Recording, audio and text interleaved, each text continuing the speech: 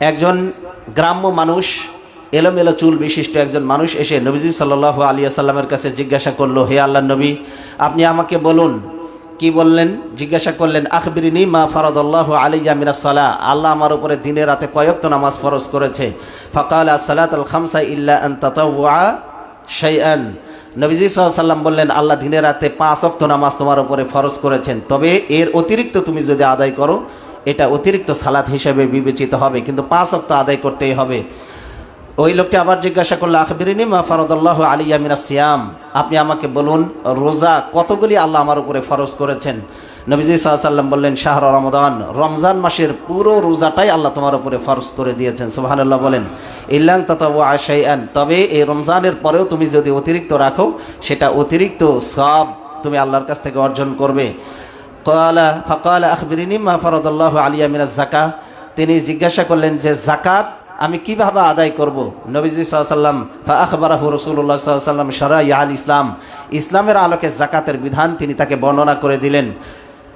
ক্বালা ওয়াল্লাযী আকরামাকা আল্লা তাতাওয়া শাইআন ওয়ালা আনকুসু মিম্মা ফারাদাল্লাহু আলাইয়া শাইআন, তিনি বললেন, হে আল্লাহর নবী, আল্লাহ আপনাকে যে বিধানগুলি দিয়ে সম্মানিত করেছেন ওই সত্তার কসম করে বলছি, আল্লাহ যে বিধান আপনাকে আপনার উপর অবতীর্ণ করেছে, যে বিধান আপনি আমাকে শিক্ষা দিলেন, আমি এর থেকে 1 চুল পরিমাণ বাড়াবো না।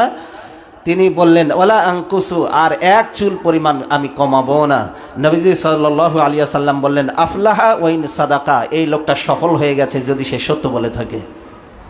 তাহলে এই হাদিসের মধ্যে রোজার ফরজ বিধান, যাকাতের ফরজ বিধান, নামাজের ফরজ বিধান, এই বিধানগুলি যদি কেউ পালন করে ঈমান আনার পরে, নবীজি বলেছেন সেই লোকটা সফল যদি সে সত্য বলে থাকে। আরেকটু বর্ণনা অতিরিক্ত করা হয়েছে। নবীজি সাল্লাল্লাহু আলাইহি ওয়াসাল্লাম বলেছেন, দাখালাল জান্নাহ ইন সাদাকা, যদি লোকটা এই ফরজ ইবাদতগুলি সঠিকভাবে যদি পালন করে থাকে আর যদি সে সত্য বলে থাকে, আমি নবী সাক্ষ্য দিচ্ছি এই কয়েকটা ফরজ মৌলিক ইবাদত পালন করার কারণে সে জান্নাতে প্রবেশ করবে। সুবহানাল্লাহ বলেন। কোথায় প্রবেশ করবে? তাহলে কয়টা ইবাদতের কথা এখানে বলেছি? নামাজ, যাকাত, রমজান মাসে রোজা, ঈমানের পরে এই 3টি মৌলিক ইবাদত, যাদের উপরে হজ ফরজ তারা হজ করবে। এই কয়েকটি মৌলিক ইবাদত করলে নবীজি সাল্লাল্লাহু আলাইহি ওয়াসাল্লাম বলেছেন ওই লোকটা সফল। বলেছেন যদি সে সত্য বলে থাকে তাহলে সে জান্নাতি। তার মানে ফান্ডামেন্টাল মৌলিক ইবাদতগুলির মাধ্যমে আপনি জান্নাতের সার্টিফিকেট নবীজির কাছ থেকে লাভ করতে পারবেন। আল্লাহ যারা আমাদেরকে তৌফিক দেন বলেন আমিন।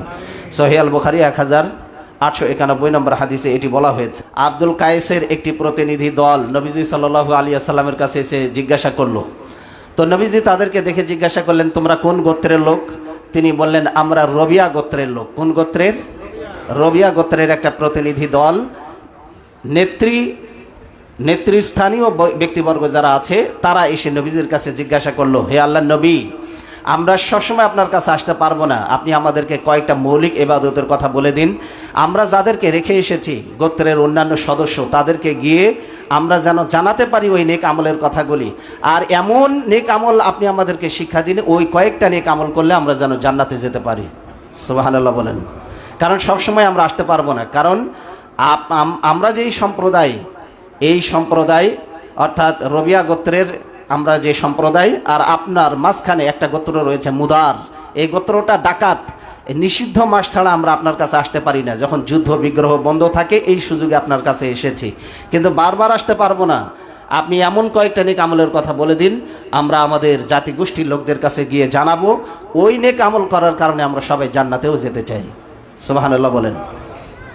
আল্লাহ নবী সাল্লাল্লাহু আলাইহি ওয়াসাল্লাম তাদেরকে 4টা নেক আমলের কথা বললেন। কয়টা নেক আমল বললেন? 4টা কাজ করো, আর 4টা কাজ থেকে নিষেধ করলেন, এই 4টা কাজ থেকে বিরত থাকো, আল্লাহ তোমাদেরকে জান্নাত দান করে দিবেন।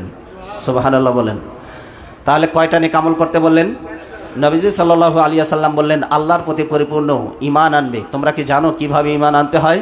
সাহাবাই কেরাম জিজ্ঞাসা করলেন, না ইয়া রাসূলুল্লাহ, আপনি বলুন। তিনি বললেন, এই কথা সাক্ষ্য দাও, লা ইলাহা ইল্লাল্লাহু মুহাম্মাদুর রাসূলুল্লাহ ওয়া আশহাদু আন্না মুহাম্মাদান আবদুহু ওয়া রাসূলুহু। আশহাদু আল্লা ইলাহা ইল্লাল্লাহু ওয়াহদাহু লা শারীকা লাহু ওয়া আশহাদু আন্না মুহাম্মাদান আবদুহু ওয়া রাসূলুহু। বলো আল্লাহ এক, তিনি ছাড়া কোনো উপাস্য নাই, মুহাম্মদ সাল্লাল্লাহু আলাইহি ওয়াসাল্লাম আল্লাহর রাসূল, এই কথা সাক্ষ্য দাও।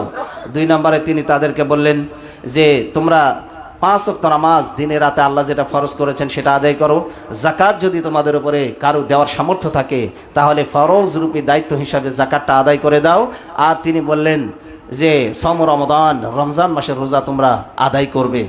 তো আদি সম রমদান, তোমরা রমজান মাসের রোজা আদায় করবে। যদি এটা করো, নবীজি সাল্লাল্লাহু আলাইহি সাল্লাম বললেন আমি সাক্ষ্য দিচ্ছি তোমরা জান্নাতি।